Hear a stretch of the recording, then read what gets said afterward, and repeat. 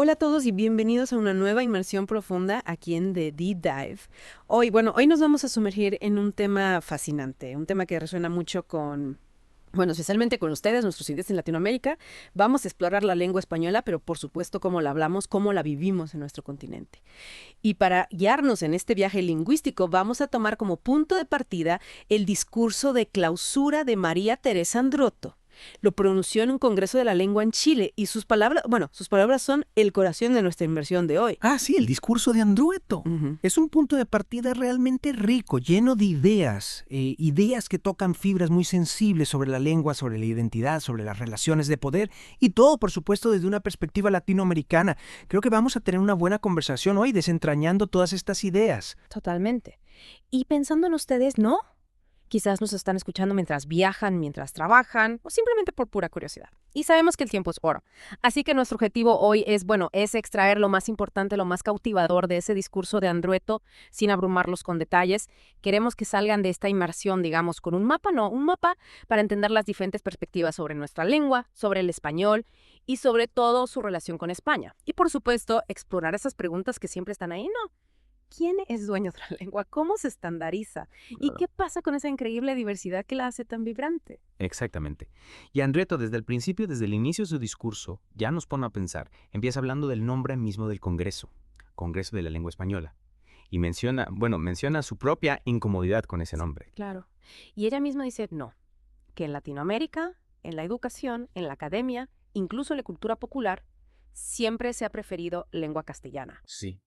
Y enseguida nos lleva al contexto histórico, ¿no? Nos recuerda que el castellano llegó con la conquista, con la iglesia. Fue la lengua que se impuso y aquí no lo suaviza. Reconoce el dolor, la lucha, la resistencia que eso implicó sobre las lenguas indígenas. Exacto, sobre ¿Cierto? todas estas lenguas que ya se hablaban aquí, y ahí surge la pregunta clave, no. Esa pregunta que a veces nos incomoda, pero que es fundamental, de quién es la lengua, quién tiene el derecho de nombrarla, y esto es más importante, quién se siente realmente reflejado, reconocido en ese nombre, en lengua española. Una pregunta poderosa, sin duda. Y luego Andrueto profundiza en esta idea del control centralizado. Y usa una cita que realmente, que ilustra esa tensión. Menciona que el ministro de Educación de Madrid en un momento dado dijo que ni Argentina ni Córdoba habían tenido, digamos, ni voz ni voto en la selección de los temas del Congreso. Todo lo decidía la Real Academia Española. Increíble, ¿no?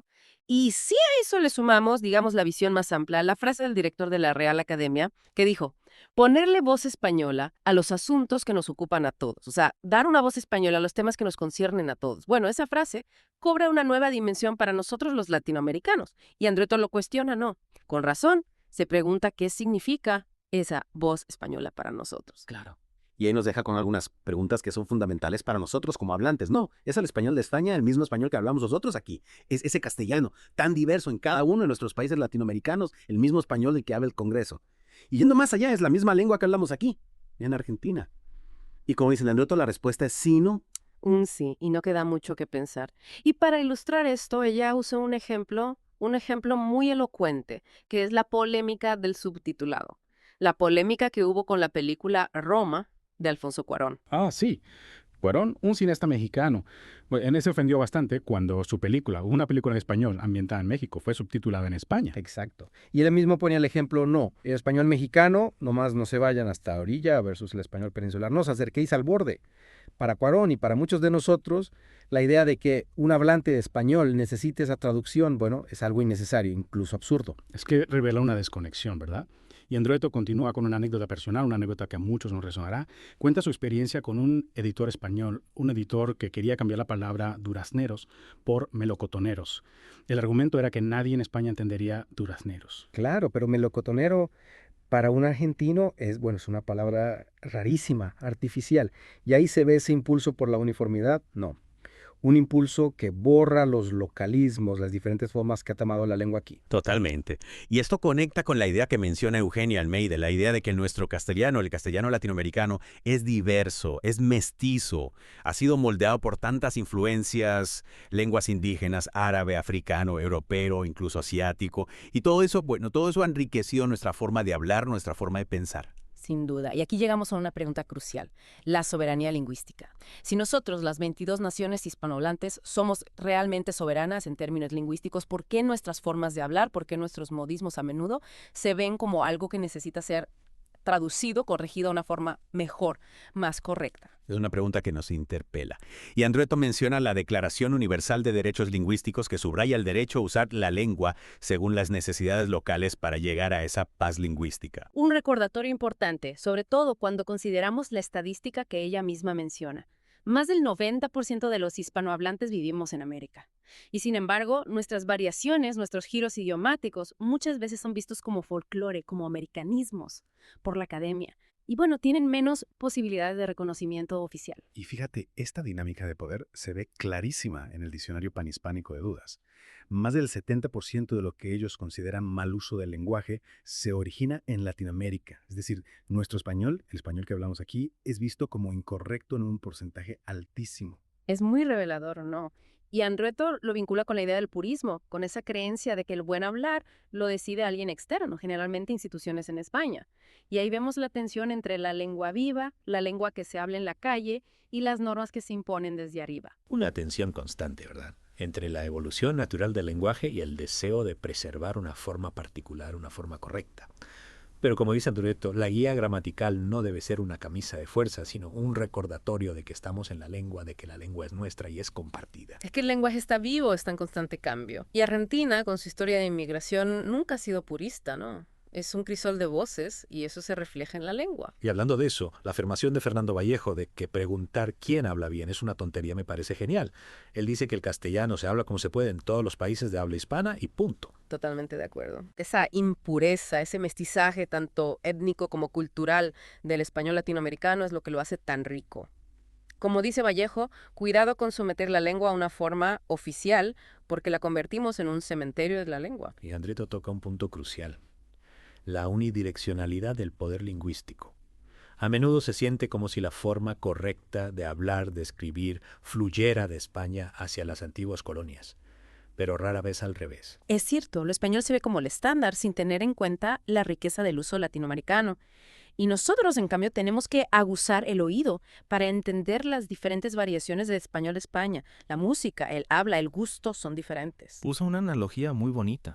Habla de ovejas de este redil y de otros rediles, dentro del universo de la lengua. Reconoce las diferencias, pero también la comunidad. Y esto nos lleva a los problemas de la traducción. No. Andrueto cuenta la anécdota de un investigador de Madrid, un investigador que no entendía por qué los argentinos necesitarían una nueva traducción de Dante. Daba por sentado que la traducción española sería suficiente. Claro, porque no se tiene en cuenta que la lengua coloquial, la lengua de la calle, puede ser tan diferente. Hay muchas traducciones de editoriales españolas que, bueno, que no nos suenan bien, sobre todo cuando se trata de autores que usan un lenguaje muy local, muy cotidiano. Y esto no es un detalle menor, ¿eh? Durante las dictaduras, muchos escritores argentinos se exilaron en España y tuvieron que lidiar con este problema.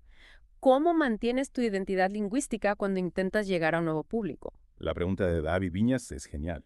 Se academiza la cosa, se la gallega, se le pone almidón y se la plancha. Una imagen muy gráfica, ¿no? Y la lucha de Antonio Di Benedetto por aclarar vocabulario para los lectores españoles sin traicionar a su público argentino o latinoamericano es muy significativa. Su ejemplo de usar chaqueta en vez de saco, porque saco en España puede significar bolsa, y es de verdad, ¿verdad? Final, tan desesperado. Ese verdad, lo dice todo, no. Refleja la presión que sentían esos escritores. Y ahí se ve cómo la elección del lenguaje, con todos sus matices, es un reflejo del sistema literario del escritor, de su público, de los sacrificios que a veces hay que hacer para conectar con los lectores. Y Andrueto mismo lo experimentó. Cuando empezó a tener oportunidades de publicar fuera de Argentina, le decían que su lenguaje era demasiado argentino. Nuestras diferencias lingüísticas a veces se ven como una barrera, no como una riqueza. Y esto viene de lejos, ¿eh? Andrueto nos recuerda el rechazo de Juan María Gutiérrez a la integración con la Real Academia Española en el siglo XIX. Figuras como Esteban Echeverría o Juan Bautista Alberdi compartían sus preocupaciones. El debate era si después de la independencia política, Argentina debía seguir ciegamente a la Real Academia o permitir que su castellano evolucionara de forma independiente. Un tema fundamental de autodeterminación lingüística. Estos escritores, estos políticos románticos argentinos, Gutiérrez, Echeverría, Sarmiento, Alberdi, decidieron que su castellano no debía estar sometido a los dictados de España. Se convirtieron en desobedientes a la demanda de casticidad de pureza lingüística. Y esto nos lleva a la dimensión económica de la lengua. La lengua no es solo capital simbólico, es también un motor económico. Y Andrueto hace una pregunta clave. ¿Quién se beneficia de la expansión global del español? La declaración del gobernador de que el español es un inmenso recurso natural, un bien renovable. Bueno, eso nos hace pensar en el aspecto económico.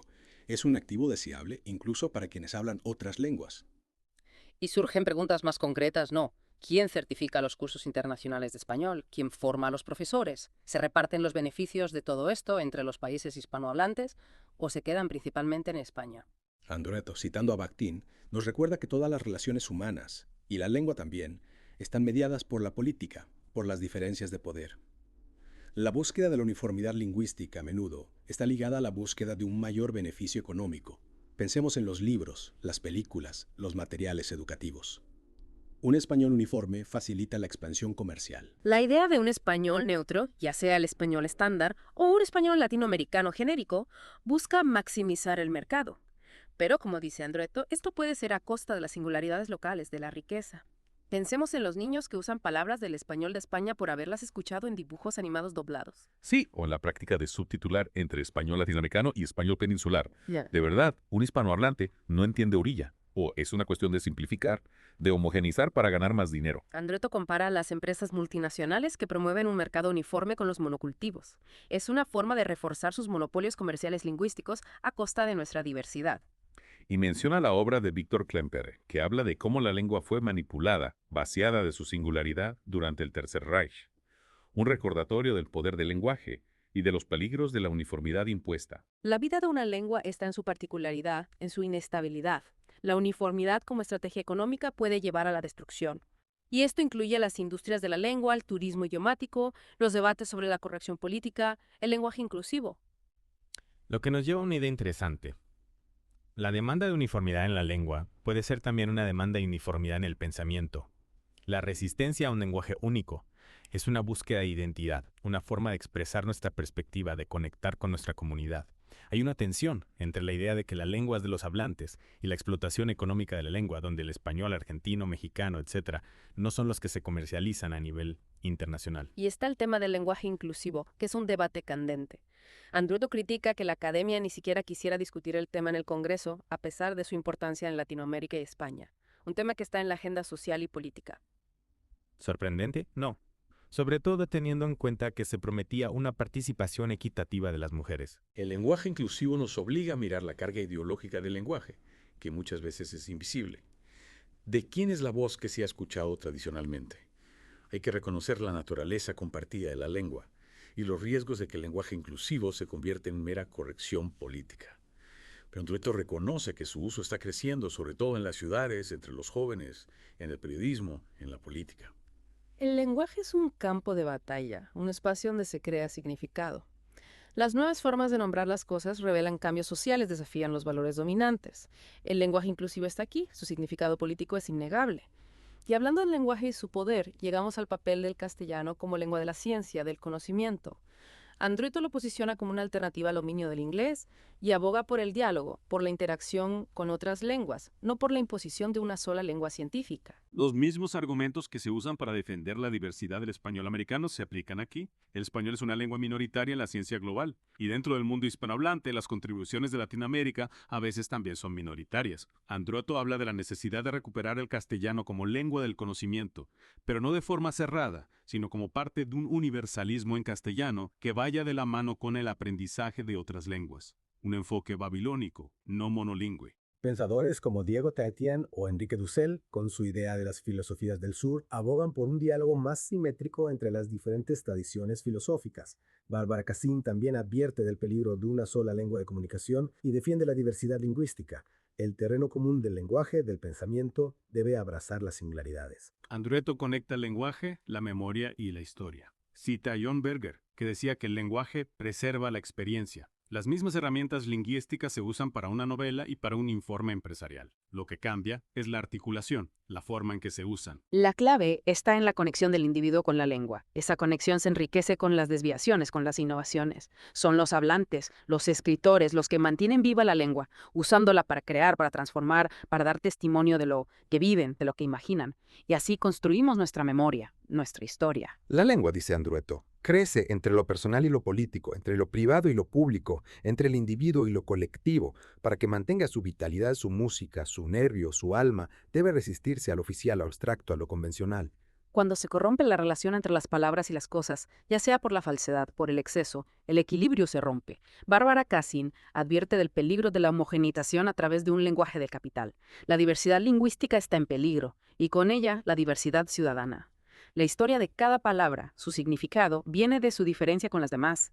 Cada lengua inventa, cataloga, describe, concibe, comprende de forma diferente. Y aunque las leyes son necesarias para la lengua para enseñarla, la lengua se mueve. Sin movimientos, sin deviaciones, sin transformaciones, todavía estaríamos hablando latín vulgar. El propio castellano nació de la desobediencia, como se ve en las glosas emilianenses. Un mundo cabe en una lengua, y en ese mundo hay espacio para la disidencia, para la lucha. Andrueto termina siendo un llamado a congresos de la lengua más conscientes. Congresos donde el país anfitrión tenga voz, donde se reconsidere el nombre, donde se hable del aspecto económico de la enseñanza del español, donde no se normalice la traducción entre nuestras diferentes formas de hablarlo. La riqueza está en la diversidad, en el movimiento constante, como ha pasado con el inglés, por ejemplo. Tenemos que escucharnos, en nuestras similitudes y nuestras diferencias. Andrueto menciona muchísimos escritores de la lengua española, de todo el mundo hispánico, que han sabido romper las reglas, que han usado la lengua para expresar lo que no se había dicho. Y vuelve al local. ¡No! Cuenta la historia de María Saleme, una educadora que se dio cuenta de que para enseñar al pueblo tirigualo tenía que empezar por la palabra agua. Y en los valles calchaquíes la palabra clave era nudo, tierra. La lengua está regada en lo local. La historia de Adrián Bravi, que cuenta cómo su tía, que emigró a Argentina, solo podía hablar de una experiencia traumática en español, no en italiano, nos muestra cómo la lengua guarda la memoria. Y la simple elección de borde u orilla, una de tantas palabras para edge, nos recuerda que la lengua es de todos, pero al mismo tiempo es de cada uno. En la lengua viven nuestros recuerdos, razonamos, sentimos, aprendemos, cuestionamos, imaginamos, conocemos. Y termina con una idea muy potente, una parábola de Gershom Scholem. Aunque perdamos nuestras tradiciones, podemos contarnos nuestras historias, nuestra historia. Perder eso sería perdernos a nosotros mismos. Resumiendo, la lengua española en Latinoamérica es diversa, tiene una historia compleja y es distinta del español europeo. Las discusiones sobre la autoridad lingüística, la estandarización, la explotación económica están ahí. La riqueza está en la impureza, en la negociación constante entre lo local y lo externo. Esperamos que esta inmersión les haya ayudado a entender mejor estas discusiones sobre nuestra lengua, una lengua hablada por millones en nuestro continente. Para terminar, una pregunta. ¿Cómo influye la lengua en nuestra forma de comunicarnos? ¿En cómo vemos nuestra identidad, nuestro lugar en el mundo hispanohablante? ¿Qué responsabilidad tenemos como hablantes en el futuro de esta lengua?